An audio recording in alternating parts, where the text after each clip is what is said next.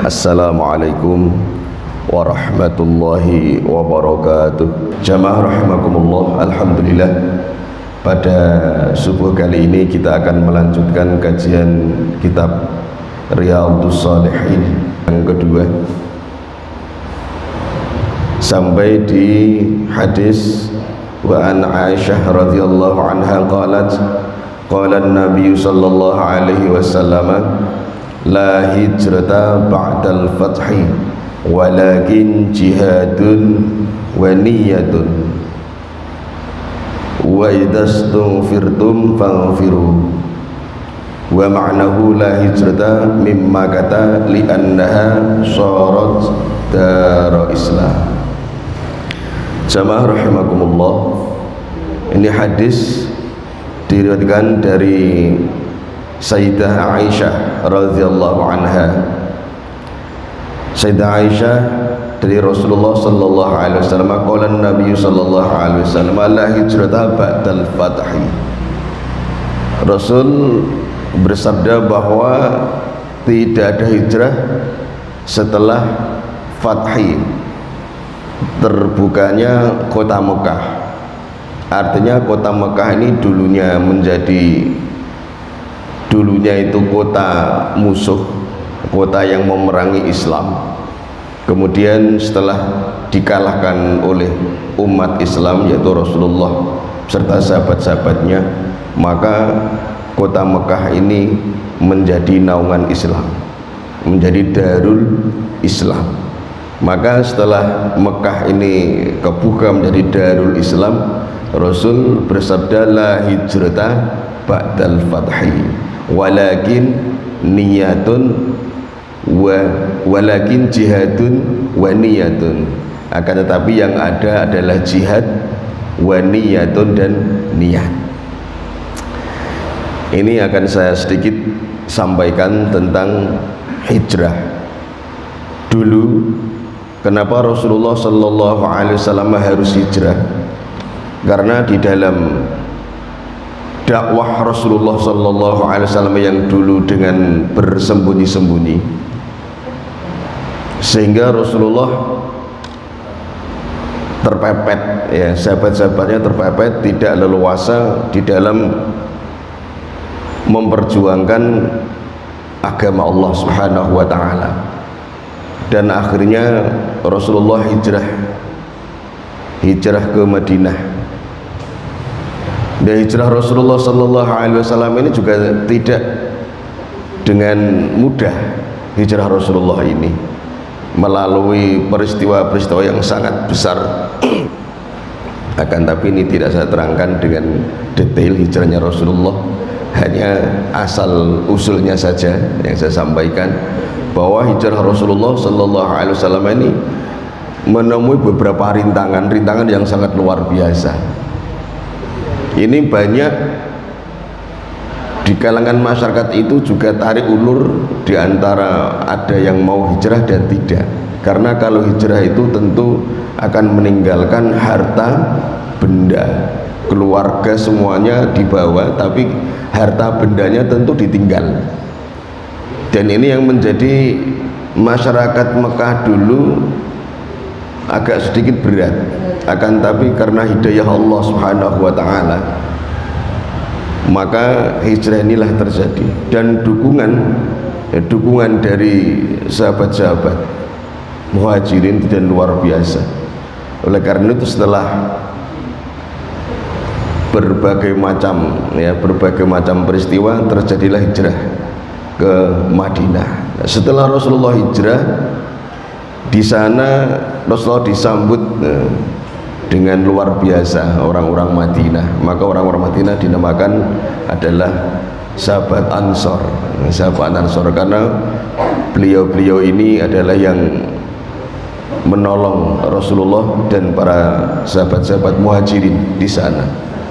Dan di sana ternyata masyaallah muslimin wal muslimat rahimakumullah, ternyata memang Madinah itu ras dari keluarga Sayyidah Aminah, dari keluarga Rasulullah sallallahu alaihi wasallam, ras dari ibunya, gitu.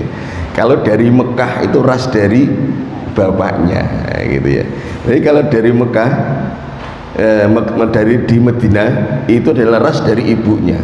Oleh karena itu walaupun bagaimana Rasulullah ini seperti pulang kampung di keluarga ibunya, maka di sana banyak yang menolong. Ya oleh karena itu pada saat bapaknya Rasulullah Abdullah, Sayyid Abdullah ini meninggalkan di sana. Oleh karena itu pada saat bapaknya Rasulullah ini sakit di sana sebulan, juga yang merawat adalah keluarga dari keluarga ibunya. Oleh karena itu nasab menurut Islam adalah dari bapak, akan tapi jangan menyampingkan nasab dari ibu. Ya, nasab dari ibu yang membantu perjuangan Rasulullah Sallallahu Alaihi Wasallam sampai berhasil seperti ini. Itulah setelah kota Mekah ini bisa dikalahkan oleh Rasulullah dan para sahabat-sahabatnya, maka Mekah ini menjadi aman. Mekah menjadi Darul Islam. Nah, ketika Mekah ini menjadi Darul Islam, dari negara Islam, maka tidak ada kepentingan untuk hijrah ke Madinah lagi atau hijrah ke tempat yang lain, karena hijrah pada saat itu bisa dikatakan hijrah sebagai syariat, bisa dikatakan hijrah waktu itu wajib ya, gitu ya.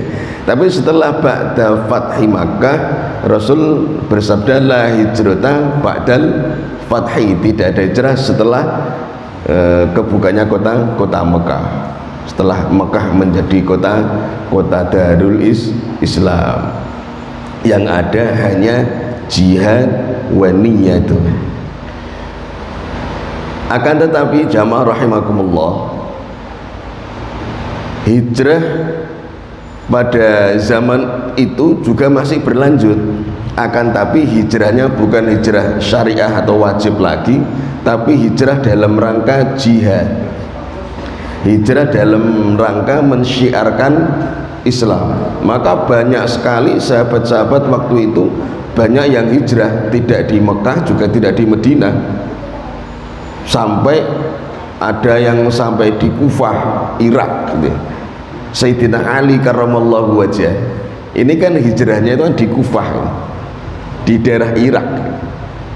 Nah itu kenapa sampai ke sana? Ya karena memang jihad li'i'la'i kalimatillah, dengan menyebarkan syariat Islam. Maka kalau tidak seperti itu, Islam tidak akan berkembang kalau tidak ada hijrah semacam itu. Oleh karena itu hijrahnya orang-orang sekarang ini dinamakan dengan jihad dan niat. Dan niat kita itu seperti apa?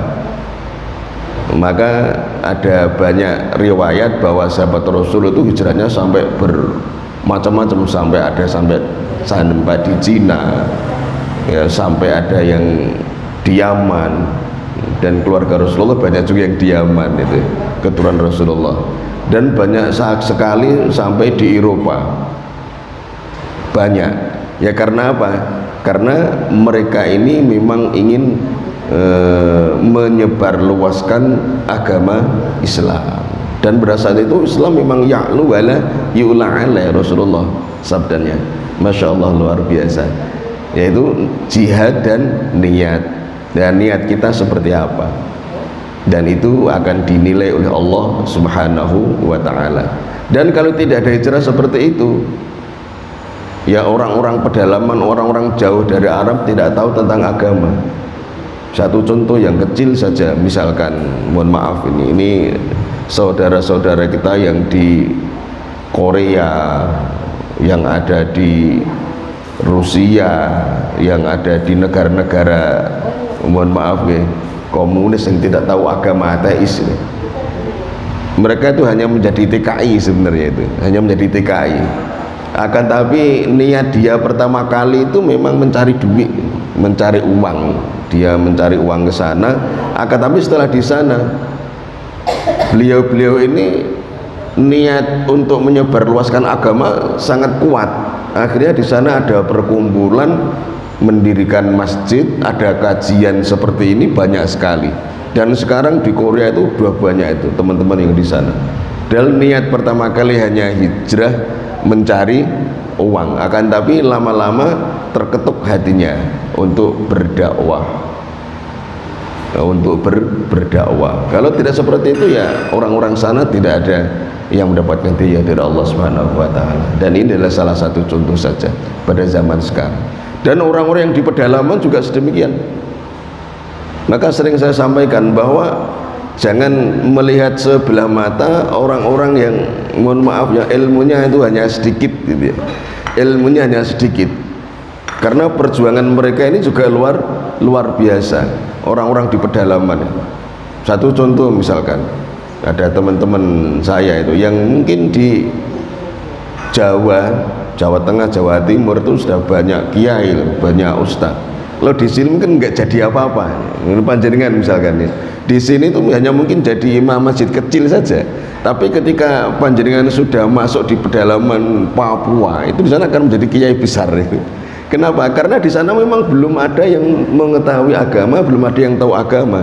Lah hijrah mereka ke sana itu sangat luar biasa. Dan kontribusi mereka dalam mengembangkan ajaran Islam juga luar biasa. Maka yang dinilai oleh Allah adalah niat kita di dalam hati. Karena ini masih ada di bab niat, gitu ya. Masih ada di bab niat. Masya Allah.